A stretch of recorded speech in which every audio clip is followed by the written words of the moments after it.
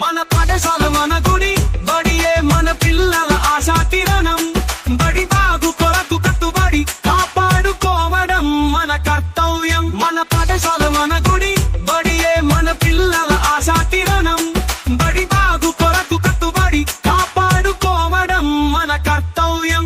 పాఠశాల గడియారంలో గంటలు మోగుతుంటే, పిల్లలు విజ్ఞానంతో ఎదుగుతుంటే మనమంతా ఆనందిద్దాం. పాఠశాల గడియారంలో గంటలు మోగుతుంటే, పిల్లలు విజ్ఞానంతో ఎదుగుతుంటే మనమంతా ఆనందిద్దాం. మన పిల్లల